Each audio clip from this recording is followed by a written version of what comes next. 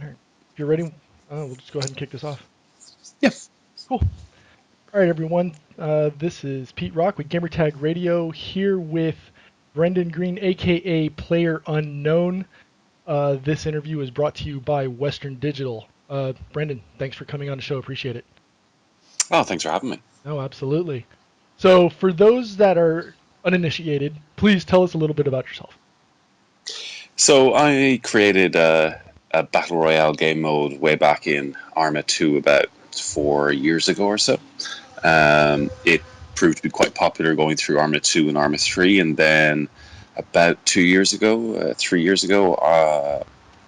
Daybreak, then Sony Online Entertainment, licensed my idea to be included in their upcoming title H1Z1, which eventually turned out to be H1Z1 King of the Kill. Then about a year and a half ago, I was contacted by Bluehole here in Korea by one of their executive producers, Chang-An Kim, and he offered me the chance to finally make my vision for a Battle Royale game mode, and PlayerUnknown's Battlegrounds was started.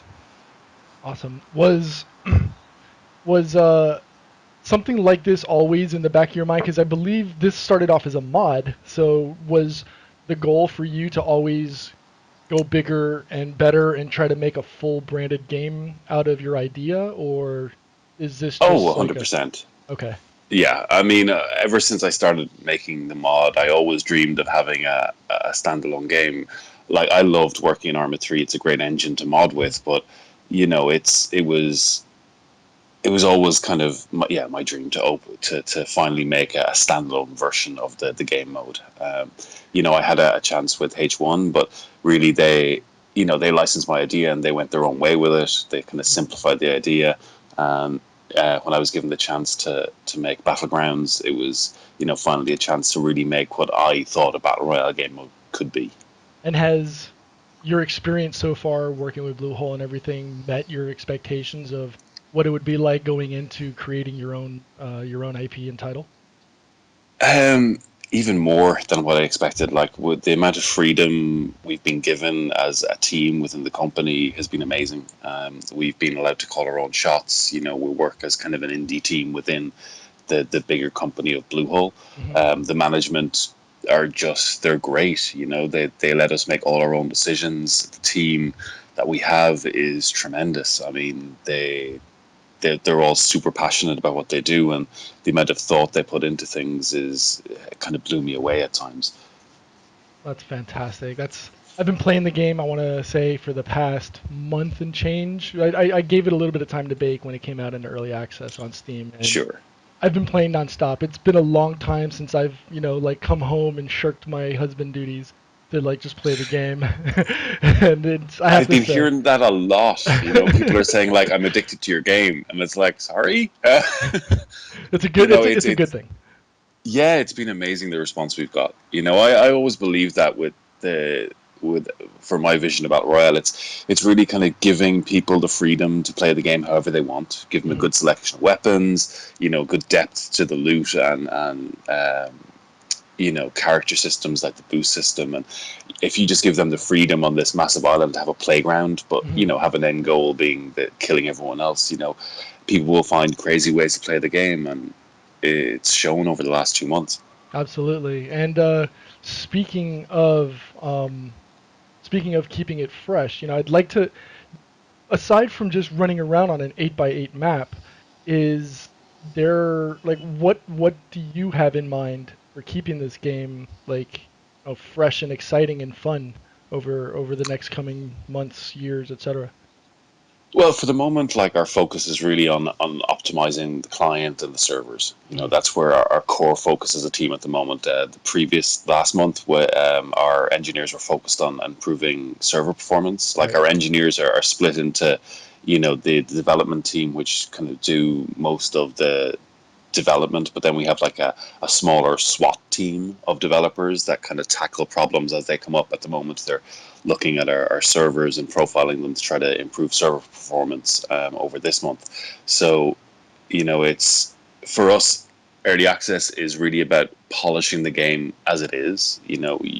Everyone has been talking about esports related to our game, and Right. Really we really want to make sure that the game is competitive before we even think about sort of, entering into the world of esports.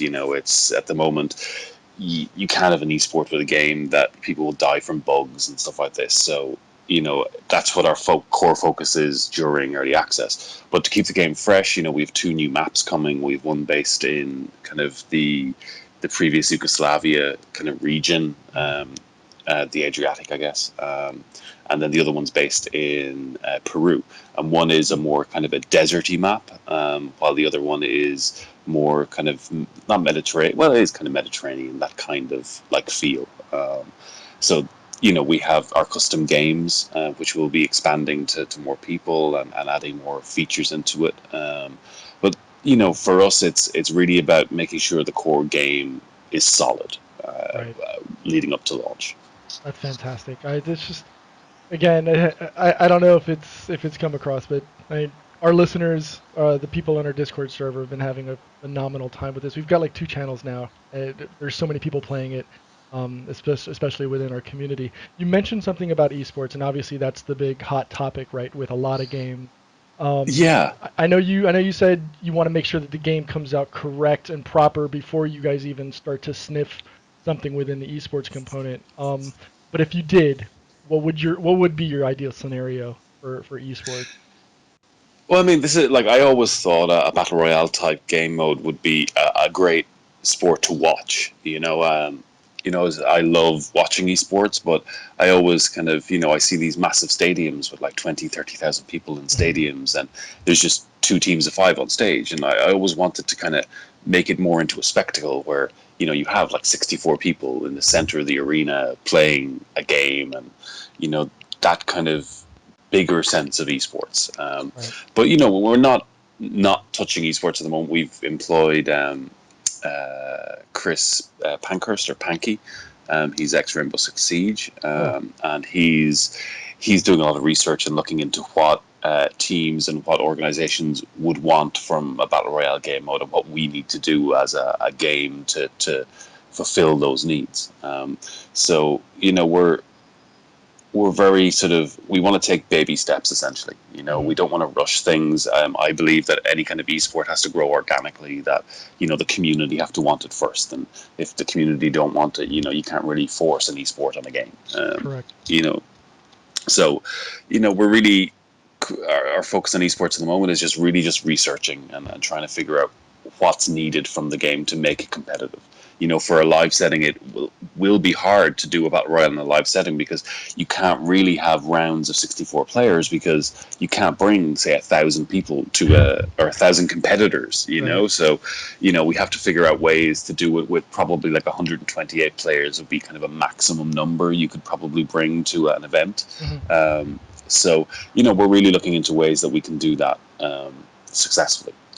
Awesome. And so, staying on the tournament concept, I know you guys just recently had a tournament to raise funds for Gamers Outreach. I've known Zach for years. Can you talk a little bit about that and how that came about? So I've been doing charity tournaments with the Battle Royale game mode ever since I started in ARMA 2. We had 2, I think, in ARMA 3 that we raised upwards of 70,000 for Extra Life. Awesome. It carried over to H1. They did a great charity tournament as well, and raised quite a bit of money for charity a few years ago.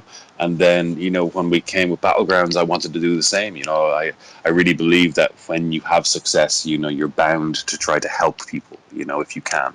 So, it was just trying to continue the idea of using Battle Royale to help the less fortunate. And, the company agreed to back donations up to 100,000, which was amazing on their part, and as a result we raised, I think it was like $225,000 for Gamers Outreach, which is an insane amount of money. Raised over about 6 hours, I think. That is insane. It's, and being able to help them, because kids, my daughter, she had to spend a week in hospital when she was born due to complications with her heart. And while she was an infant and didn't really know it, I got to see kids in hospital that have been there. She was in a place called Crumlin's Children's Hospital, which is Ireland's main children's hospital, and you get to see kids that have been in hospital for 2 or 3 months, and any kind of organization that tries to make that journey easier for them, I think is so well worth supporting. No, absolutely agree. I have a family member who's developmentally challenged, and Hmm. he's been going through it for 4 years, and it's definitely a chore. And I love when we see opportunities like what Zach is doing, what Doc over at Extra Life is doing. Just anytime that us as gamers are able to tap into that and help the less fortunate, just take a little bit of pressure off of their life, whether it be from a card game or a video game or what have you. I think it's a fantastic thing, and yeah, I gotta applaud you for doing that with Zach and Gamers Outreach. Oh, they are a great organization, and we have to help when we can. Right. All right, so let's get back into the game itself proper. Hmm. I'm gonna go through a couple of community questions that some of the people, Sure. that people that I've played with or people in our Discord server have asked. What's the proper the short form of the name? I've heard so many, and like some are hilarious, some are probably not safe for work. But what's the proper short name for PlayerUnknown's Battlegrounds? So the community tend to be calling it PUBG Uh-huh. or pub. I personally just call it Battlegrounds. Gotcha. That's the reason, and we get asked this a lot, is like, why did you call it PlayerUnknown's Battlegrounds? It's like, it seems like a silly name, and Mhm. we couldn't just call it Battlegrounds because there's a lot of other titles out there with similar names. Mhm. That so putting PlayerUnknown in front of it just gets rid of all issues with copyright and trademarking and stuff like that. It's the reason I called the original mod PlayerUnknown's Battle Royale, because I didn't want to call it Mhm. just Battle Royale, just in case of issues with the movie. Right. So that's the only reason it's called PlayerUnknown's Battle Royale or Battlegrounds, is because it just deals with the copyright issues straight away. Gotcha. But I think I just call it Battlegrounds. Right. But you people calling it PUBG, pub, whatever people want, I guess. Gotcha. All right. One of the big things that a lot of players like to I don't want to say discuss, but that always comes up is issues like netcode and hit detection and desync. Oh yeah. What are you guys doing to help that or help So fix that? yeah, so as I said, like the engineers on the team, and the SWAT team that we have internally, they were focused on client performance over the previous month, because we really felt we had to, improve client performance to give everyone a good experience. This month, and now we're just focused on servers. We're looking into different ways of possibly hosting them. We're looking into improving the server code itself. Unreal, it's a great engine, but it's not made for large scale open worlds with 100 people playing. Mhm. That's not what the engine was designed for. Um, so we're going to be spending all this month basically profiling the servers, looking where the choke points are, and really trying to improve them. We know for competitive games we have to have at least 60 tick servers. Mhm. And you know the current like 100-player model, I don't think is competitive. I don't think that should be our competitive mode. I'm looking at probably 64-player servers Mhm. for any kind of serious competitive game mode, and those we should be able to get 60 tick, no problem. But as I said, this month is server performance is all the engineers are focusing on. So Right. we recently just rolled an update out to the servers last week that is just profiling everything, and looking at where the choke points are so we can fix them. Gotcha. So the internet was ablaze about talk of a console port. Is there any legitimacy to that? Can you go into a little bit of detail on that? So, like we said, we want to release some console also, and um, we have a team looking into that at the moment. Mhm. But we've no confirmed dates or anything like that just yet. Okay. No, it's because I know you mentioned 64 player. I know that's what other games have been using as kind of like their max number for competitive games. So Yeah. hearing you say that, it's like, okay, well, I can see how that would, maybe start to hairpin that over towards, console accessibility for people who don't have, a PC that's able to run the game or what have you. So it's just something that just popped up in my head and I was just thinking about.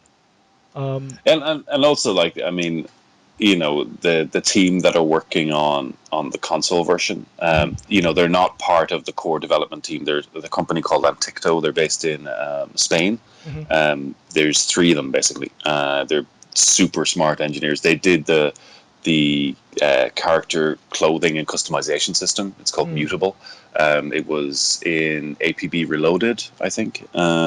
So, they have a lot of experience with this kind of stuff. So, it's not like we're not, we're taking resources away from the PC version to work on any console version. It's, they're a separate team. The PC version is our core focus, really, until that's really complete.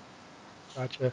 Any chance, and going back to some of the community asks, any chance for a video editor within the game? Because I've seen so many instances, whether it's me personally or my friends or watching YouTube videos of people taking gameplay and converting that into content for people to digest.